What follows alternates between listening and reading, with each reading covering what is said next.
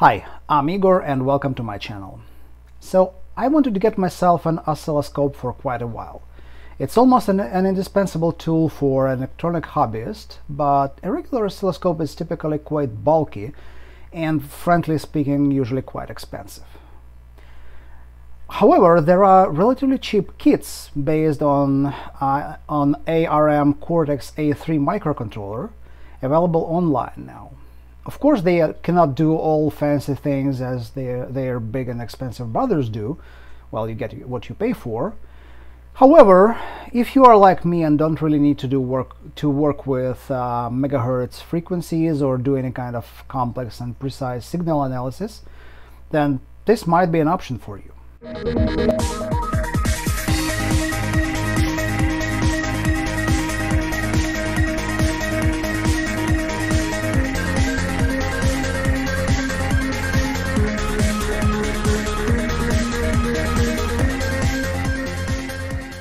So I've picked up this particular kit on eBay for about $20, and I'll put a link in the video description below.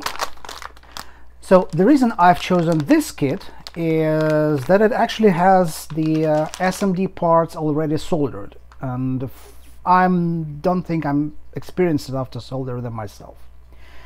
So in this video I will assemble and test this kit, and then we'll see if it really satisfies my needs.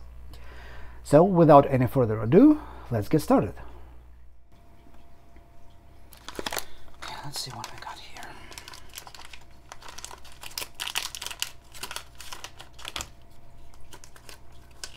Okay. Full schematic. Well, nice. Okay, we may need it later. Okay, and okay, very nice. These are assembly instructions.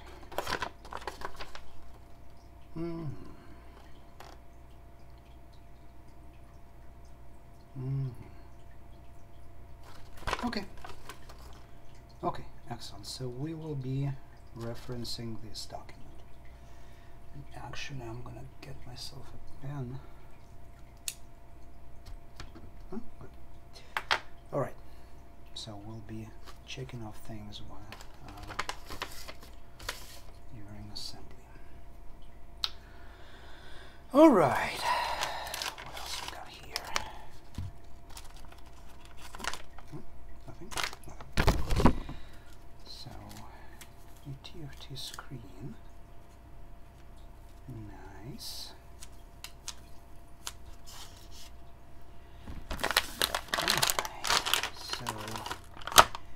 Main PCB with, as I mentioned before, SMD parts already soldered. Nice. This is nice.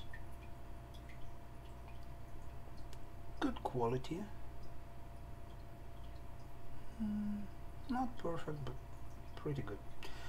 Okay. So these are the leads. We'll need them last moment. And okay, here's the interesting part. A bunch of different components.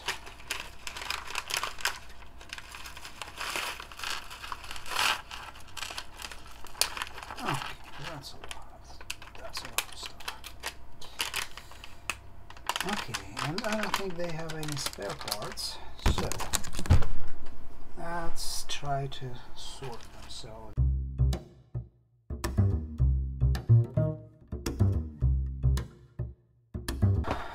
So I have 100 kilo ohm, 1.8 mega ohm,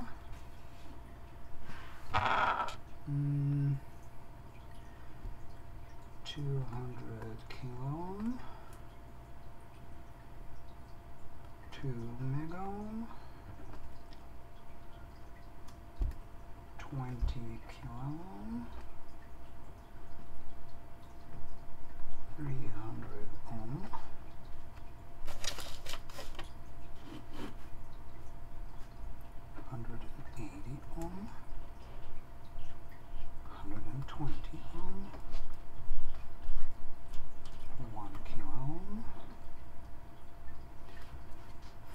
ohm, 150 ohm, 1.5 kilo ohm,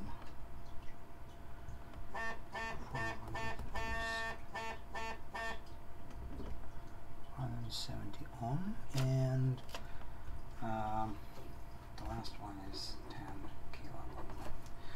Okay, let's try and sort them. This is going to be tedious, I'm telling you. Okay, so this one is 2 mega ohm.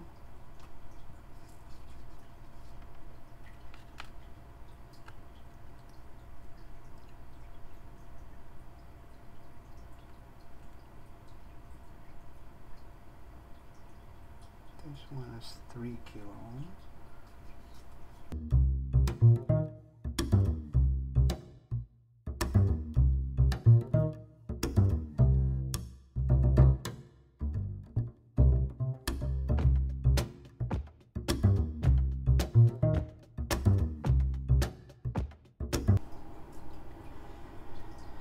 Okay, and we have our first problem here.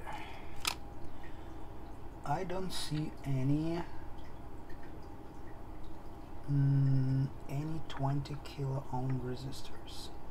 That should be R5. So, R5.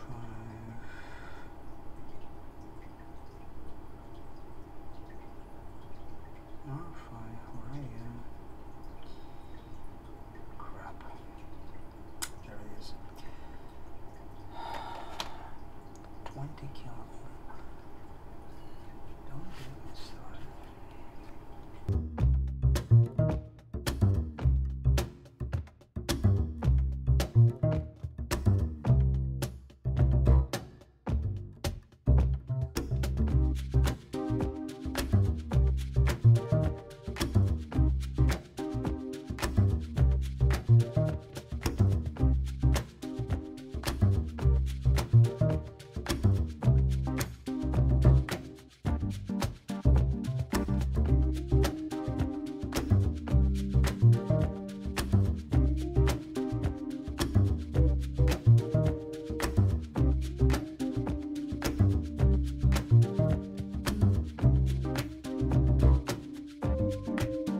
One eternity later.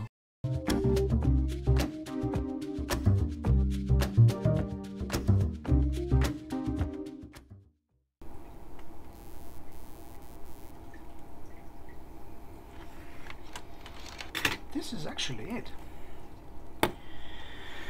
And it is done.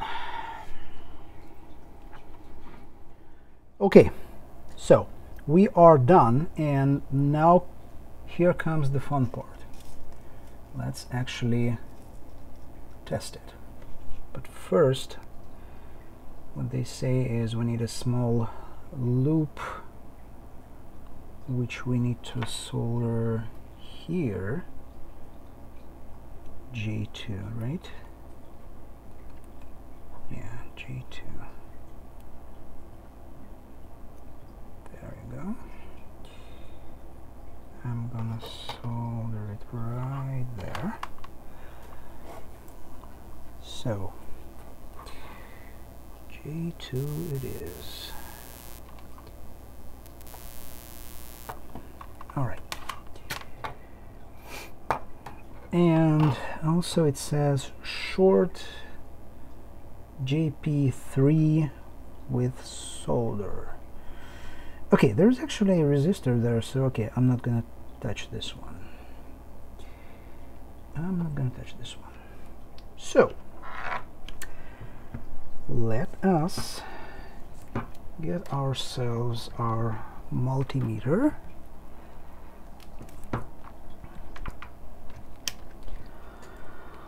And, okay, first, a quick smoke test, literally to see if any smoke comes out.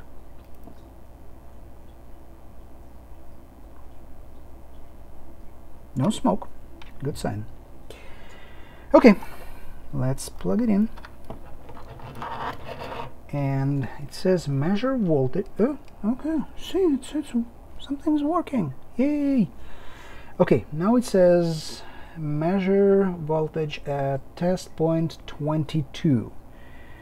It should be around 3.3 volts. Okay, where is our ground? So okay, this is our ground.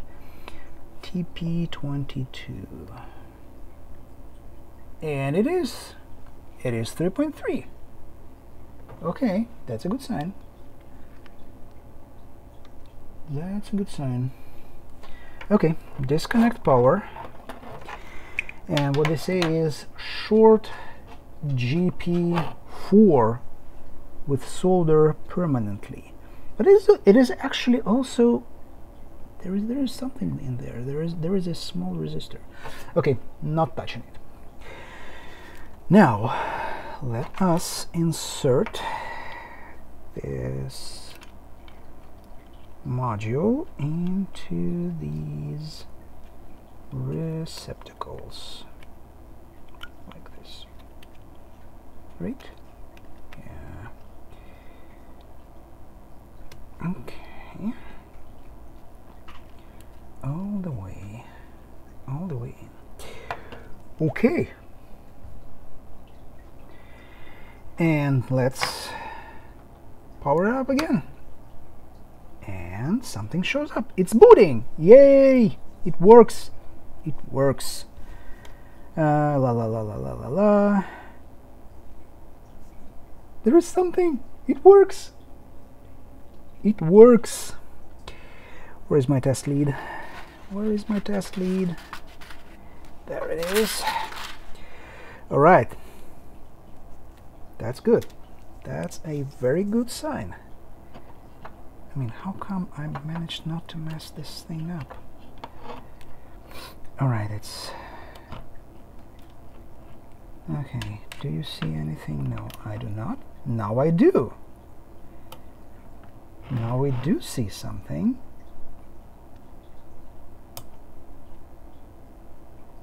.1 volt. Yeah. Yeah, there is some garbage. See? Boom. There is something. Okay, now it is time for the second part, which is tuning this thing. Now I will calibrate my probe and give it an actual test. So to calibrate the probe, you need to, by the way, I'm using a different probe here. You need to connect it to this jumper 2 and leave ground unconnected. Then you switch to 0.1 sensitivity, and you switch the other sensitivity switch to X5. Now switch to AC. You also need to switch your time base to 0.2 milliseconds, and we actually see a decent square wave here, so maybe just a touch of C4. This is the lowest one, the lower one. Maybe just a touch of adjustment. Too much, too little. Okay, that'll do. That'll do. Now you switch to 1 volt per division, switch sensitivity to X1, and adjust this square wave using C6, this one. So let's see. I'm afraid that it doesn't do much, if anything at all. Okay, well, maybe this is a little bit better than it was initially. So, okay, well, we will leave it like this. And that is pretty much it. By the way, another cool feature, which is not documented, is that if you are in a time-based adjustment mode, so this option is selected, and then if you press and hold OK button,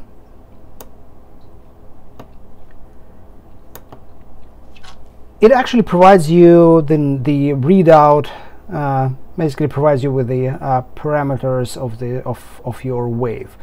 So it says 1 kilohertz, cycle is 1 millisecond, duty cycle, maximum, minimum voltages, RMS, peak to peak,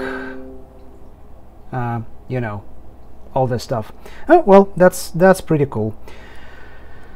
So okay, so we are done with calibration. Now let's give it an actual test and see how it performs.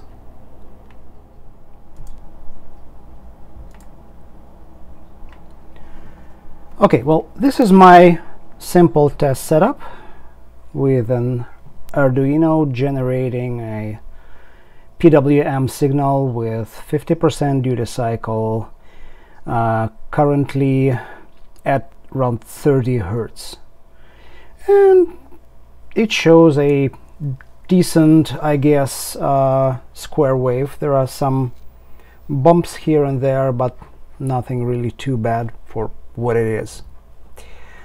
Okay, let's try raising the PWM frequency to 120 Hertz. Okay, let's run this sketch. There we go. Come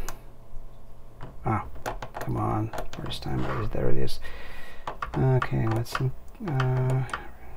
smaller time base, yeah, there is. So my guess is we have these spikes because I suspect that C6 doesn't actually work. So it's probably broken and I need to replace it, but we'll figure it out. Maybe it's because of that. Because when I was trying to tune it initially, when I was trying to calibrate the probe, it wasn't doing much. It wasn't doing much, if anything at all. But anyway, still, well, kind of half decent.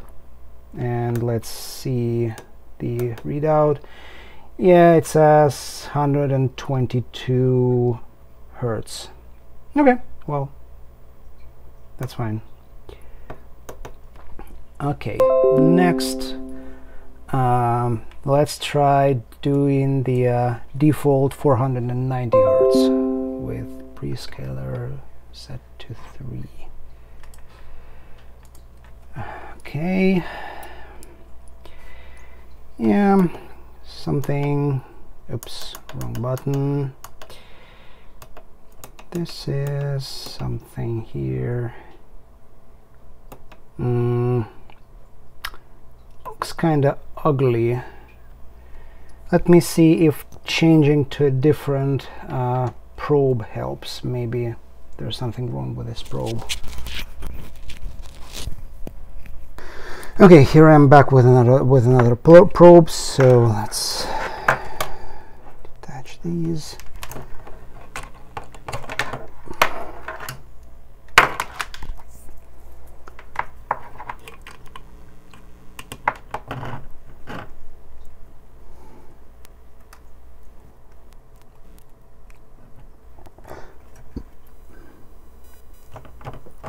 Well, this is interesting. This probe actually works better.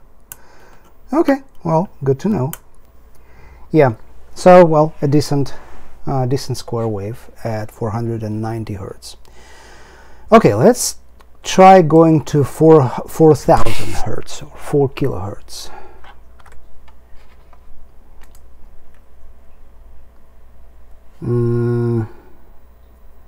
Okay. Well, again, some spikes, but not too bad. Okay, and the last step, let's try going up to 31 kilohertz.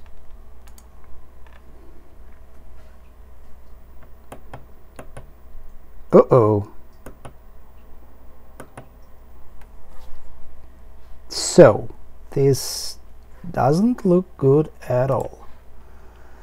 I mean, just look at this. It doesn't really look like a square wave.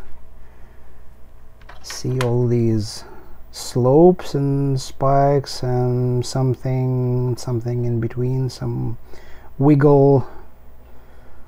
Okay, so what's this? We are only at 31 kilohertz.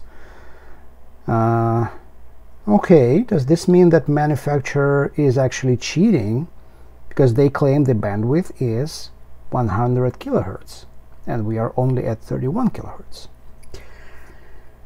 Okay, so let's do another test. To do that, I'll go to Audacity and try to generate a signal, a tone with a frequency of, let's try 30 kilohertz. Can I do that? Probably it cannot with this rate. Okay, let's go all the way to this. Okay, so sampling rate is now 96 kilohertz, so it should be able to generate 31 kilohertz for me. Okay, there it is. So let's attach this scope to the headphone output of my computer. Okay, so let's increase sensitivity and let's actually play this sound. Okay, not too much, eh? Is it something with Audacity?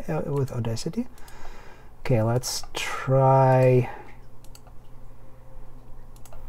some lower frequencies, say 20 kilohertz. Oops. Oh, there you are. Okay, there you are. Nice sine wave. Well, a little bit distorted, but this is actually a triggering problem, not something else. Okay. Well, this is interesting. Maybe it's something with the built-in amplifier. So, well, okay, at least it can definitely resolve a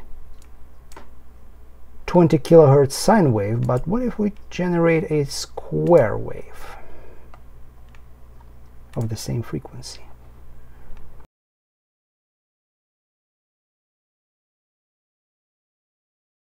What's wrong? Huh. Well, it doesn't look like a square wave in Audacity as well. Okay, let's try another option here. Tone generate square no alias. How about this? Damn, this is ugly. Okay, well, the bottom line is it seems to have no problems showing a 20 kilohertz sine wave, but it shows something weird when we try to resolve a 30 kilohertz square wave. Let me put it back. Yeah, something is not right. Oh well. Okay, so what is my verdict? Can it be a useful tool for a beginner or regular hobbyist? Maybe, if you acknowledge its limitations and ready to work around them. Is it a full-time replacement for a proper oscilloscope? No, no way. It's too simple, too limited, and is missing a ton of useful features. The kit quality is actually quite decent. I've encountered two issues when assembling it. A 20 kilo ohm resistor was missing, so I had to make mine from two 10 kilo ohm resistors in series. Also, one of the adjustment capacitors doesn't seem to do anything, and I wonder if it is broken. So I will try to find a replacement and see if it makes any difference. Other than that, the PCB quality itself is actually pretty good. It was easy to solder, easy to put it together. Also, since it's a quite popular kit, I wasn't surprised with finding many case designs for it on Thingiverse. So you can download one and print it on a 3D printer. And actually, I have one downloaded and printed. This is the front panel. It has some issues, so I may print another one or perhaps model one myself. But anyway, there is a ton of them, and you can find the one that you like. Now, what's up with the specified bandwidth of 100 kilohertz and the fact that it shows something weird in place of only 30 kilohertz square wave? Well, I'll probably have to make another video to explain what's going on, since this video is already getting quite long and I will need to involve some math. But basically, no, the manufacturer is not cheating and the scope actually does what it is supposed to do. So stay tuned for the next video, where I will try to explain why we see what we see. I hope you liked this video. If so, feel free to like it, subscribe to my channel if you're interested in this kind of stuff, share this video, and of course leave comments. Until the next time, don't forget to have fun!